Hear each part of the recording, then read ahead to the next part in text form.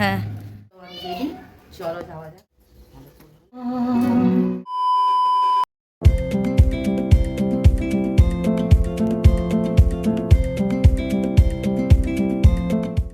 Hello everyone, welcome back to my channel. আমি সুচরিতা তোমাদের কাছে নিয়ে চলে এসেছি আমার বার্থডে ব্লগ নিয়ে, যেটা ভীষণ ভীষণ এক্সাইটিং হতে চলেছে।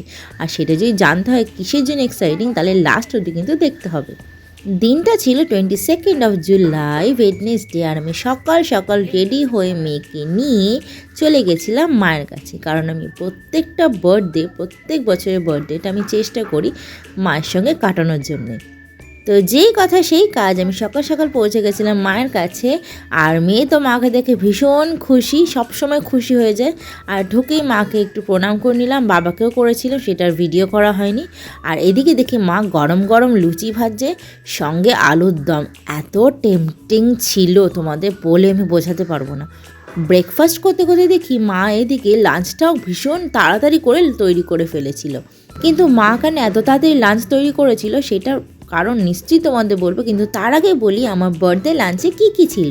প্রথমেই ছিল ডাল, 5 রকম ভাজা, আলু দিয়ে পোস্ত ভাজা, সঙ্গে লেবু নুন তো ছিলই, চিকেন, পটলের দোরমা, পায়েস, 5 রকম মিষ্টি, লাস্টে দই।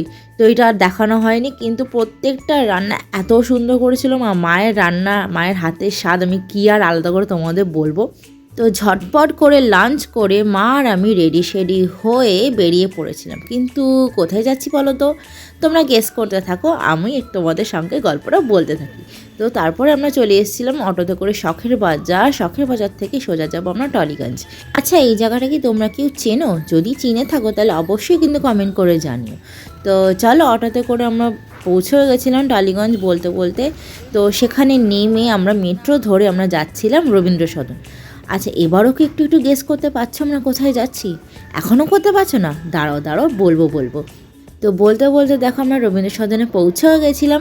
রবীন্দ্র সদনে পৌঁছে আমরা রাস্তা পার হয়ে যাচ্ছিলাম নন্দনে। হ্যাঁ, ঠিক ধরেছো, আমরা যাচ্ছিলাম নন্দনে। আর নন্দনে যাচ্ছিলাম ফিল্ম দেখতে। কি ফিল্মের নাম হচ্ছে আজ অর্ধাঙ্গিনী, যেটা দেখার আমার আর আমার মায়ের ভীষণ ভীষণ ইচ্ছে ছিল, কিন্তু দুজনেই সময় করে উঠতে পারছিলাম না কিভাবে যাব। সেই জন্য আমার বার্থডের দিনটাই বেছে নিয়েছিলাম এই ফিল্মটা দেখার জন্যে। তো সেখানে পৌঁছে দেখি কি ভিড় তোমাদের কি বলবো, মানে পুরো হলটা হাউসফুল ছিল, হাউসফুল। তো আমরা একদম প্রাইম টাইমে গিয়ে পৌঁছেছিলাম, মানে আমরা সিটে বসেছি আর ফিল্মটাও শুরু হয়েছে। তো তোমাদের মানে কি বলবো, তোমরা একবার হলেও গিয়ে আজও অর্ধাঙ্গিনী ফিল্মটা দেখে এসো।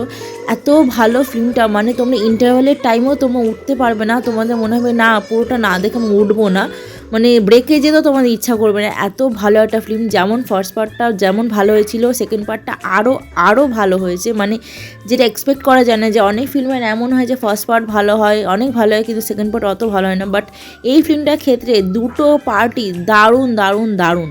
মানে আমি তোমাদের স্পয়লার দেবো না, বাট অবশ্যই গিয়ে একবার দেখো।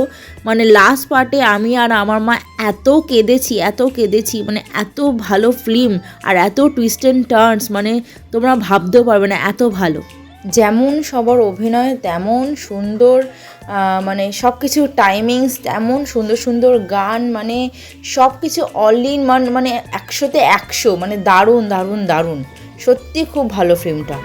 বিশেষ করে ছোট্ট বাচ্চাটি এত সুন্দর করেছে, ভাবার নয়, এত সুন্দর লেগেছে, জাস্ট ভাবার নয়। মা এখন এমন একটা জায়গাতে চলে গেছে যেখানে কোনো।